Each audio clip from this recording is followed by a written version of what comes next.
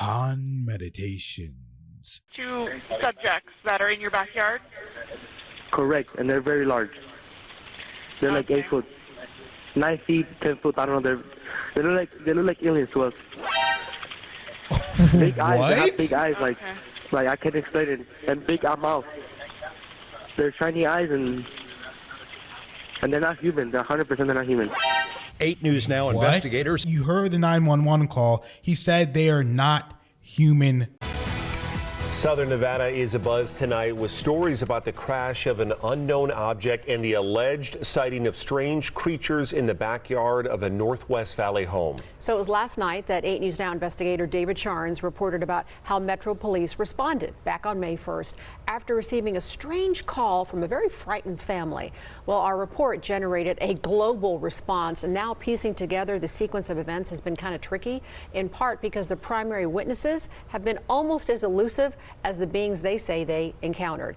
Chief Investigator George Knapp is as perplexed as the rest of us. George. As you know, this is not our first UFO rodeo. We first heard about the incident in early May via the Metro Police grapevine. The incident has a lot in common with other bizarre cases from around the world: an alleged crash, strange beings, and bits and pieces that don't make sense. But the police took this seriously, and so do we. Just before midnight on April 30th, skywatchers across several western states saw a bright fireball streak through the heavens. A police officer working in the Northwest Valley caught a glimpse of the colorful object on his body cam. At nearly the same time, a Ring camera in the area recorded a strange noise and what sounds like a crash. One family living in a ranch-style home had a much closer view of the object. 2 brothers and their father were working on a vehicle in their yard when they caught a glimpse of a sparkly object as it came crashing down, then were hit by what they describe as a shock wave. One of the witnesses, a young man named Angel, has stated when the brothers looked into the yard where the object landed, that spot was obscured and blurry, as if by unknown form of camouflage. What they saw next prompted a frantic call to 911. So there's 2 people or 2 subjects that are in your backyard? Correct, and they're very large. They're like 8 foot, 9 feet, 10 foot. I don't know. They look like aliens to us. Big eyes. They have big eyes, like I can't explain it. And big mouth. They're shiny eyes, and they're not human. They're 100% they're not human. 8 News Now investigators have spoken with family members multiple times in the past 4 weeks, but each of the 3 times we accepted their invitation to do an interview, they didn't answer the door or their phone. These are some of the claims they've made in other public forums. Multiple family members backed up the story in an initial police report we obtained. Angel says they heard the patter of multiple feet in the yard. They later heard footsteps on their roof. They saw one of the 8-foot-tall creatures climb behind the controls of a large front loader stored in the yard as if trying to engage it. He got a good look at one of the creatures, he said, a greenish-grayish being with large eyes and long legs. He says he could hear its deep breaths, and when he locked eyes, he was, in essence, frozen in place, couldn't move. In the middle of the yard where the object had crashed, then vanished, a circular impression was left in the soil. Okay, where is this on your property? Metro sources say the police dispatcher initially wondered whether to send a crisis intervention team to help the troubled witness, but then took the incident seriously. 2 officers arrived 38 minutes after the call, and by then had heard from other officers. They proceeded cautiously and managed some nervous laughs. I ain't dealing with that. A few days later, the family says 2 Metro sergeants returned to the scene to ask follow-up questions. The family says they also saw men in suits and sunglasses driving in a car with government plates cruising slowly past the house in the following days. Nellis and Creech have denied any interest or involvement with the incident. Metro has indicated they believe the family that something crashed in their yard. But what?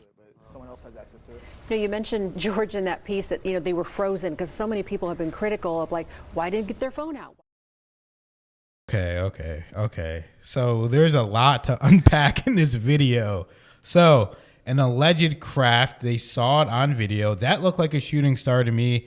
That didn't really look like an alien craft. That's just me, but it was too far away to tell. I mean, maybe it was, but to my knowledge, that's not how alien crafts operate, unless something crazy went on and their technology just went haywire and for some reason it caught on fire, some kind of energy was around it, and it crashed and then the beings got out. I mean, that's just a strange call. I wonder if it's some kind of government, Yeah, that's something to consider. Yeah, like, do you think it could possibly be the government coming in and trying to do this? Because what the heck? 8 feet tall. He said, you heard the 911 call. He said they are not human. They're not human 100%. Larger eyes, 8 foot tall. Their mouths were strange, larger mouths. And they were crawling around on the roof, crawling around trying to operate vehicles.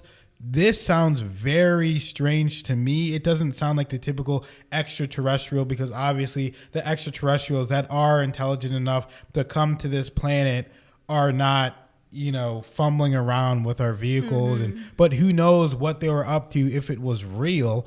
But this does kind of sound like some kind of government, psyop, where they just want to bring in some extraterrestrials and make it seem like they're coming in to do some kind of damage or harm to people. But it seemed like these aliens were benign. So, yeah, I mean, when I look at things like this, I always just consider all options in my mind. So, of course, I'm thinking it's definitely an option that, because we know the government is trying to slowly but surely reveal ETs and beings as being real. I mean, look at all these UFOs being reported all of a sudden. The government is covering them. The whistleblower, which we will be covering. And just a lot of things are going on right now. And if they were to set up something like this, it kind of is the perfect situation, because number one, no photos, none of that. The imprint is kind of the only evidence, as well as the thing flying through the sky. And it's, of course, the typical disc, just a round, perfect circle. They could, of course, make that. And the fact that these people did their one call and now they don't want to talk anymore, which, of course, maybe they just want their privacy, of course. But in this day and age of clout, social media, TikTok, I mean, come on. Let's be real. You just saw an alien. Either one of two things is happening. One, like you said, they don't want their privacy, but I don't think that's one. Either the government came and talked to them and said, "Hey, don't don't ever say anything, or else you're going to be in big trouble." Or two, they were actually just so scared and so shook up about the moment that they don't want to say anything. They don't want to reveal it. Right. They don't want to talk about it. They don't want to go through it. I mean, this is some high level stuff going on with this would be highly classified if indeed this did happen. So that could make sense why they don't want to call anymore. I mean, they said they were men in black, essentially. It just sounds a little bit too stereotypical, too goofy to me to be like, this is for sure what happened. But, something definitely did happen. Let's get that straight. And I don't know. I mean, I'm listening to the story and I'm waiting for the conclusion. I'm like, okay, so how long did they stay? How did they take off? When did they take off? And none of that information is given. Like, for me, I would be watching them until they leave, and they didn't really talk about that part. So I'm wondering, like, when did the ship leave? How did they leave? Yeah, and it's right in your backyard. Like, you're not keeping your eyes off of it until it leaves. No, that's exactly true. Because it's like, I mean, but think about it. If that really happened, you'd be scared. You wouldn't go outside. You would, especially you hear stuff on your roof. You'd be in your house with a gun. I really would be scared. You know what I'm saying? I'm as friendly to extraterrestrials as you can be. But if I seen a crash and I hear if I see an 8 foot tall being not even communicating with me through telepathy, you know what I'm saying? And just big eyes, big mouth, just staring at you, I'd be like, yo. Yeah. Because you can get a certain vibe. So if they were friendly, of course, I'd be receptive, and I wouldn't immediately think that they wouldn't be friendly.